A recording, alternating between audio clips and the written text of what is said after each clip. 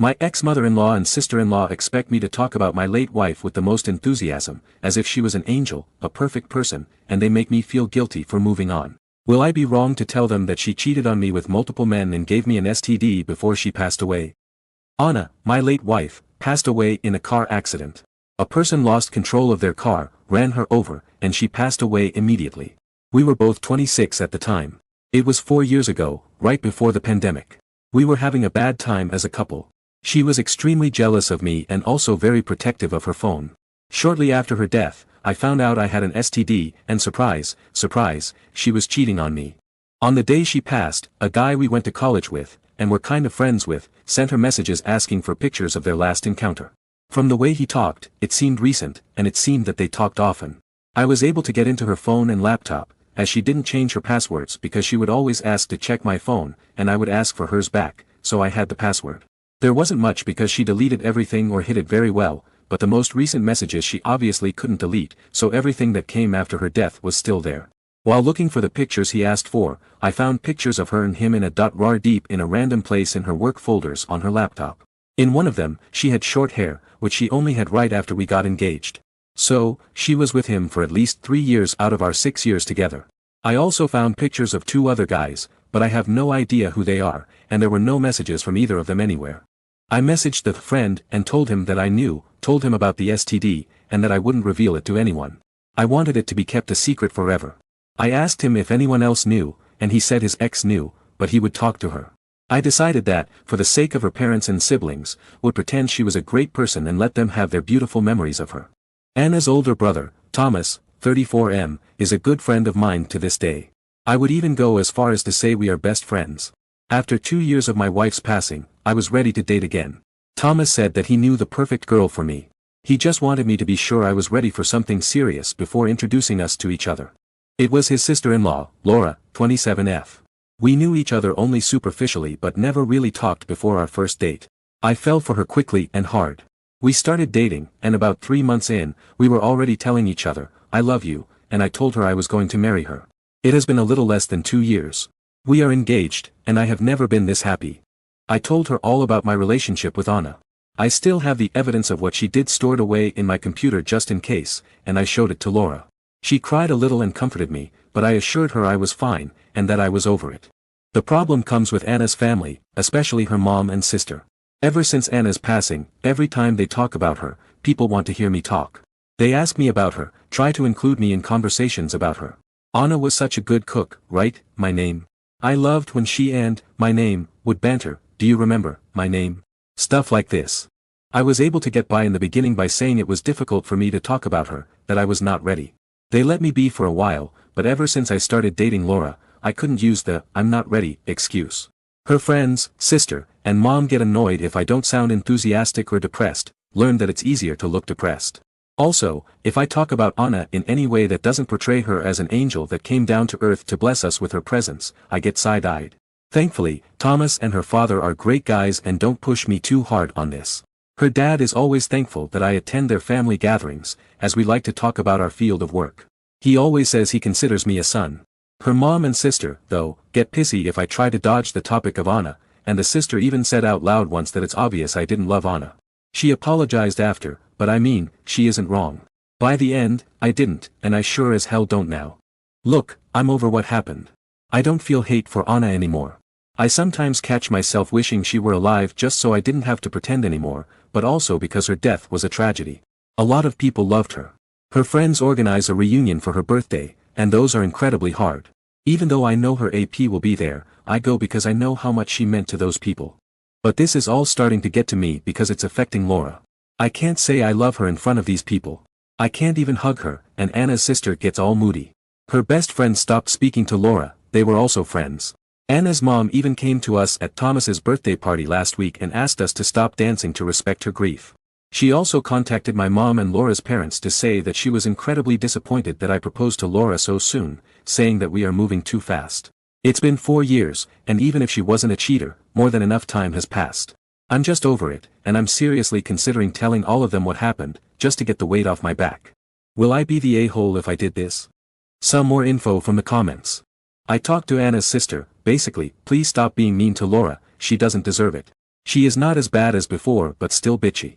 I don't have much family. My sister lives far away, my dad passed. It's only my mom, and my extended family also lives where my sister lives.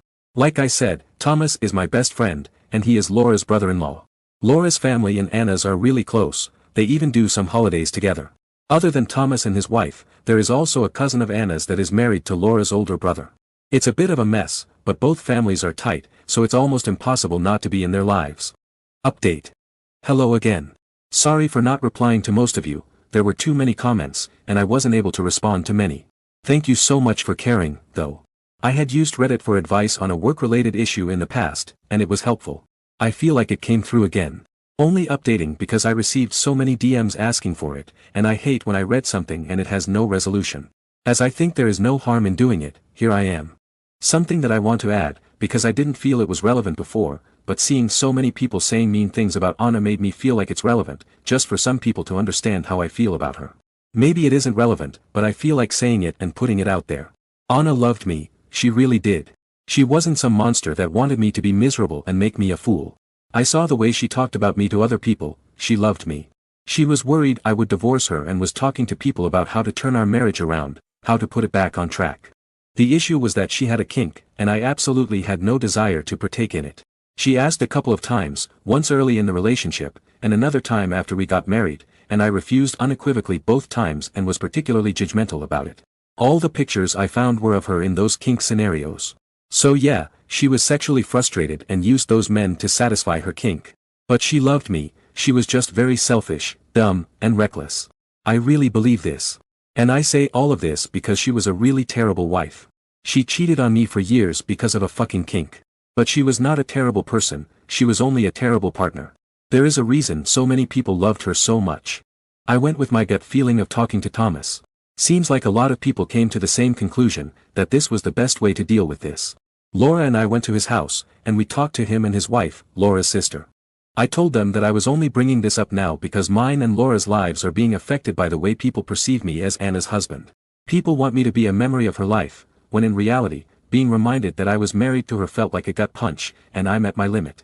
But I kept on trying because I love her family, and I know how much she meant to many people. I told them that I did not love the person she became when she died. We were probably headed for divorce soon, even without the things I learned.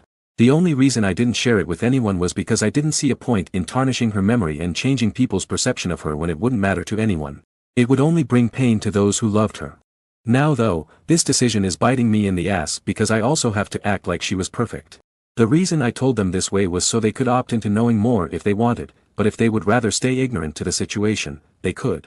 Thomas wanted to know everything, so I told them. He asked to see the proof, and I told him that the pictures were sexual and graphic. It was not a good idea for him to see it. He asked his wife to see them. I showed it to her, and she confirmed to him that it was real, and they were really bad. She actually flinched looking at them. He asked if it was only one time. I told him it was with 3 different guys, and one of them went on for at least 3 years that I knew of. He was mad, cussed a lot, not at me, but at the situation. I started to regret everything at that point.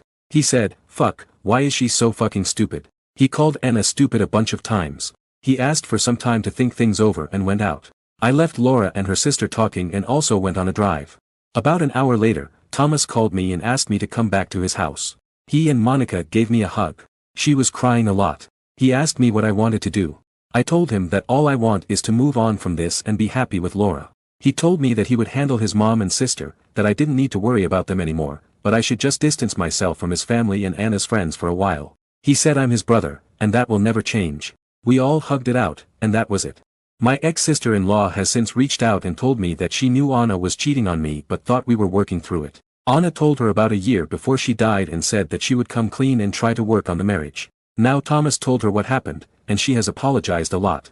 She said that she has been basically ignoring Anna's flaws ever since she died, but it has turned unhealthy for both her and her mom. She said she will help me with anything I need regarding this topic.